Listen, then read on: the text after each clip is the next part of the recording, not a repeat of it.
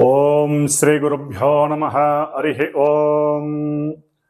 ఓం శరదిందు సమాకారే పరబ్రహ్మస్వరూపిణే వాసరాపీఠ నిలయే సరస్వతీ నమోస్తుతే. శ్రీ మహాసరస్వత్యై నమః. ఓం అరుణాం కరుణాతరంగితాక్షీం ధృతపాశాంకుశపుష్పబాణచాపాం అనిమాధిభిరావృతాం మయూఖైః అహమిత్యేవ విభావయే భవానీం. శ్రీ భవానీ దేవ్యై నమః. ఓం జ్ఞానానందమయం దేవం నిర్మలస్ఫటికాకృతిం ఆధారం సర్వవిద్యానాం శ్రీ హయగ్రీవముపాస్మహే. శ్రీ హయగ్రీవానుగ్రహ సిద్ధిరస్తు. వీక్షించేటటువంటి ప్రేక్షకులందరికీ కూడా ఆ భగవత్ ప్రసాదం కలగాలని, నవగ్రహాల యొక్క అనుకూలతతో అందరూ కూడా నిత్యము సుఖ సంతోషాతులతో విరజిల్లాలని ఆశీర్వదిస్తూ, మరి ఈ ఆగస్టు నెల మొత్తం కూడా శ్రావణ మాసం, అంటే దాదాపుగా ఆగస్టు 24వ తేదీ వరకు కూడా శ్రావణ మాసంతో ప్రతి ఇంట్లో కూడా లక్ష్మీదేవి తాండవమాడుతూ విరాజిల్లుతూ ఉంటుంది. అంటే దైవ పూజార్థమై మనం అమ్మవారికి ఎంతైతే ఖర్చు పెడతామో అంతకంత కొన్ని లక్షల రెట్లు అమ్మవారు మనకిస్తుందని శాస్త్రవచనం. ముఖ్యంగా ఈ శ్రావణ మాసంలో స్త్రీలందరూ చేసుకునేటటువంటి వరలక్ష్మీ వ్రతము, అట్లాగే శ్రావణ శుక్రవారాలు, శ్రావణ పౌర్ణమి రాఖీ బంధనం, ఇవన్నీ కూడా విశేషమైనటువంటి లక్ష్మీ ప్రసాదాలని ప్రసాదిస్తూ ఉంటాయి. ఫలితాలు చాలా అమోఘంగా ఉంటాయి. అయితే మరి ఈ శ్రావణ మాసంలో అంతరిక్షంలో కొన్ని గ్రహాలు మార్పులు చేర్పులతో కొన్ని రాశుల వారికి ఏ విధంగా ఆ గ్రహాల యొక్క అమరిక వలన శుభాలు జరుగుతాయి, ఇబ్బందులు కలుగుతాయనేది మనం తెలుసుకోవాల్సిన అవసరం తప్పనిసరిగా ఉంది. ముఖ్యంగా ఈ శ్రావణ మాసంలో మరి ఆగస్టు 17వ తేదీన రవి కర్కాటక రాశిలోంచి సొంత రాశి అయినటువంటి సింహరాశిలోకి సంచారం ప్రారంభం చేస్తాడు. ఆ తదుపరి ఆగస్టు 11 తర్వాత దాదాపుగా కర్కాటక రాశిలో ఉన్నటువంటి బుధుడు మరి రుజుమార్గంలో ఇప్పటి వరకు ఆయన వక్రిస్తూ ఉన్నాడు. అంటే ఆగస్టు 11వ తేదీ వరకు కూడా బుధుడు దాదాపుగా 24 రోజులు వక్రించి 11వ తేదీ నుండి 29వ తేదీ వరకు కూడా కర్కాటక రాశిలో తన యొక్క రుజుమార్గంలో డైరెక్ట్ మోషన్లో చక్కగా తన యొక్క వీక్షణలతో ఎన్నో వ్యాపార రకాలైనటువంటి ఫలితాలను ప్రసాదిస్తున్నాడు.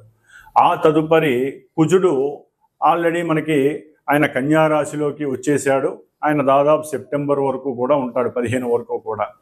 ఆ తదుపరి చంద్రుడు 2.5 రోజులకు ఒకసారి ప్రతి రాశిని కూడా సంచరిస్తూ తన యొక్క ప్రభావాలని మనసు మీద ప్రభావితం చేస్తూ ఉంటాడు. గురుడు ఆయన మిథున రాశిలో ఉన్నాడు. దాదాపుగా ఆయన అక్టోబర్ వరకు కూడా అక్కడే సంచరిస్తూ ఉంటాడు, పెద్ద గ్రహం కాబట్టి. ఆ తదుపరి శుక్రగ్రహం. ఈ శుక్రగ్రహం గురుడితో కలిసి దాదాపుగా ఆగస్టు 20వ తేదీ వరకు సంచరించి మిథున రాశిలో 21వ తేదీ నుండి సెప్టెంబర్ 15 వరకు కూడా కర్కాటక రాశిలోకి ప్రవేశిస్తాడు ఈ శుక్రుడు. కాబట్టి ఆయన యొక్క సంచార ఫలితాలు విధిగా తెలుసుకోవాల్సిన అవసరం ఉంది. ఆ తదుపరి శని మహానుభావుడు వక్రించి ఉన్నాడు. మీనరాశిలో వక్రించి తన యొక్క ప్రభావాలని ఆల్రెడీ మనకి చూపిస్తూనే ఉన్నాడు. సునామీలు కావచ్చు, ప్రమాదాలు కావచ్చు, ఇబ్బందులు కావచ్చు, చూపిస్తూనే ఉన్నాడు. ఆ తదుపరి రాహువు చక్కగా కుంభరాశిలో ఉన్నాడు. కేతువు సింహరాశిలో ఉన్నాడు. కాబట్టి భవిష్యత్తులో ఈ ఆగస్టు 17వ తేదీ తర్వాత నుంచి రవి మరియు బుధుడు వీరిద్దరూ కూడా సింహరాశిలో కలవటం ద్వారా బుధాదిత్య యోగం అనేటటువంటిది అంతరిక్షంలో ఏర్పడుతోంది. అయితే కేతువు అనేటటువంటి ఒక దుష్టుడు ఈ రవి బుధులకి సంకటంగా మారతాడు. దానివలన ఎన్నో రకాల మార్పులు చేర్పులు ఈ బుధాదిత్య యోగం కలగాల్సిన వాళ్ళకి మారిపోతూ ఉంటాయి. అట్లాగే ముఖ్యంగా ఆగస్టు 12వ తేదీన శ్రావణ మంగళవారం సంకష్టహర చతుర్థి మనకి విశేషమైనటువంటి రోజు. అట్లాగే ఆగస్టు 9వ తారీఖున శ్రావణ పూర్ణిమ. అట్లాగే అదే రోజు మరి స్త్రీలకి అన్న తమ్ముళ్ళకి రాఖీ పౌర్ణిమ, రాఖీ కట్టేటటువంటి ఆచారం, దాని వలన వారి యొక్క ప్రేమానురాగాలు చూపించటం. అదే రోజున జంఝాల పౌర్ణిమ, అంటే కొంతమంది ఉపనయనం అయినటువంటి వారు ఈ జంఝాలని మార్చుకోవటం, హోమాదుల్ని చేసుకోవటం పరిపాటి. అదే రోజు గాయత్రి జయంతి. కాబట్టి గాయత్రీ దేవి ధ్యానం శ్రావణ పౌర్ణమి రోజున ప్రతి ఒక్కళ్ళు ఆచరించాలి. అట్లాగే ఆగస్టు 8వ తేదీన వరలక్ష్మి వ్రతము. ఇది 3వ వారం, పౌర్ణమికి ముందు వచ్చేటటువంటి 3వ వారం అయింది. కాబట్టి ఈ రోజున స్త్రీలందరూ కూడా వరలక్ష్మి వ్రతాన్ని ఆచరించుకొని చక్కగా భోగభాగ్యాలతో తొలతూగేటటువంటి రోజు ఈ యొక్క ఆగస్టు 8వ తేదీ, శని సంఖ్య కూడా. అట్లాగే మనకి ఆగస్టు 16వ తేదీన భగవద్గీతకి మరి సాక్షాత్తు ఆ యొక్క కృష్ణుడి యొక్క అష్టమి, మరి ఆ శ్రీకృష్ణ పరమాత్ముడి యొక్క పండగని అందరం కూడా హరే రామ హరే కృష్ణ కృష్ణ కృష్ణ హరే హరే అనేటటువంటి నామాన్ని ఆ రోజంతా కూడా నామస్మరణ చేస్తూ ప్రతి ఒక్కరూ భగవద్గీత ఏదో ఒక అధ్యాయాన్ని కానీ, ఒక శ్లోకాన్ని చదివి దానికి తాత్పర్య అర్థాన్ని కానీ ఆ రోజు కంపల్సరీ చదవండి. తన పండగే, కానీ ఇది కూడా చదవటం వలన ఆయన యొక్క సాక్షాత్కారం లభిస్తుంది చదివిన వాళ్ళకి. ముఖ్యంగా ఆగస్టు 21వ తేదీన దాని తర్వాత మాస శివరాత్రి వస్తోంది, గురువారం అయింది. ఆ గురువారం రోజునే పుష్యమి నక్షత్రం రావటం ద్వారా ఇది గురు పుష్య యోగం అనేటటువంటిది కలుగుతోంది. దాని యొక్క విశిష్టత తర్వాత తెలుసుకోవచ్చు. ముఖ్యంగా ఆగస్టు 23వ తేదీన శ్రావణ మాసంలో బహుళ అమావాస్య శనివారం రావటం, అది కూడా పితృదేవతలకి మఖానక్షత్రం, దీనికి అధిపతి మఖానక్షత్రానికి అధిపతి పితృదేవతలు. మరి శనివారము అమావాస్య కలిసి రావటం చాలా విశేషమైనటువంటి యోగము.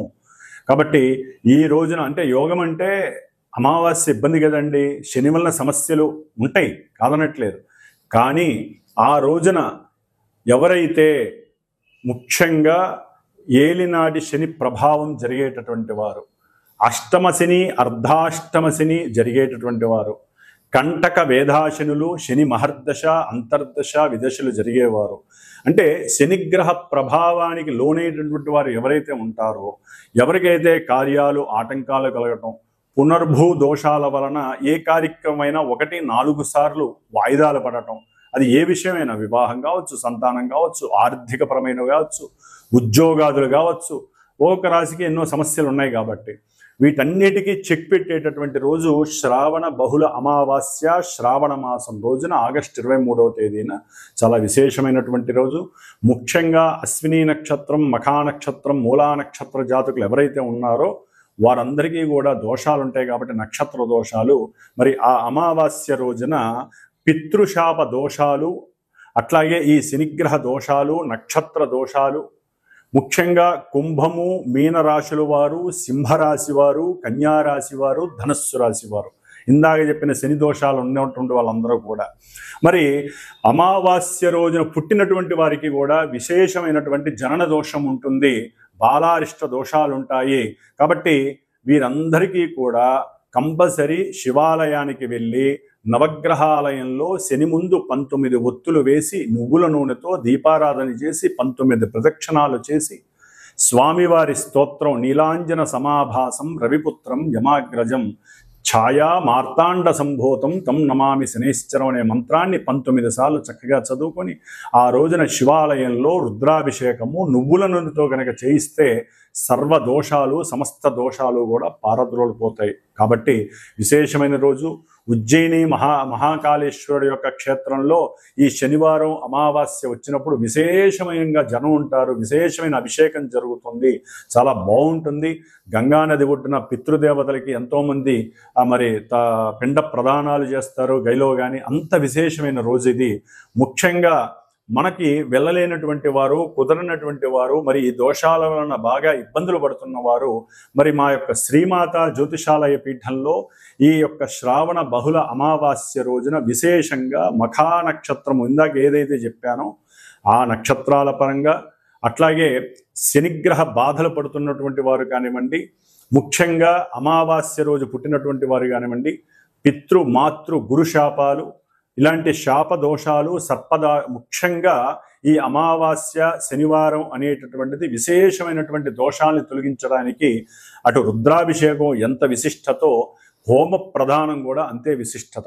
కాబట్టి ఎవరైనా సరే సంకల్పించి మీరు గనక నాకు ఫోన్ చేసినట్లయితే ఈ యొక్క విశేషమైనటువంటి హోమంలో మీ అందరి గోత్రనామాదులు కూడా తెలియచేస్తూ అవకాశం ఉన్నవాళ్ళు చక్కగా వచ్చి పాల్గొనొచ్చు.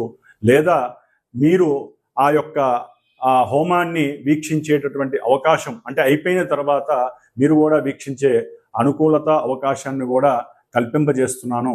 కాబట్టి ముఖ్యంగా ఈ యొక్క శ్రావణ మాసం అంతా కూడా విశేషమైనటువంటి రోజుల్ని అందరూ కూడా దేవతారాధనలతో చక్కగా ఆ దేవతల్ని ఆరాధిస్తూ శుభప్రదంగా ఉండాలని, మరి ద్వాదశ రాశుల వారికి ఈ ఆగస్టు 1వ తేదీ నుండి ఆగస్టు 31వ తేదీ వరకు గ్రహాలు ఏ ఏ రాశుల్లో సంచరిస్తాయి, వారికి ఏ ఏ ప్రభావాలు కలుగుతాయి, దానికి పరిష్కార మార్గాలు ఏమిటి అనేటటువంటి విషయాన్ని తెలుసుకుందాం.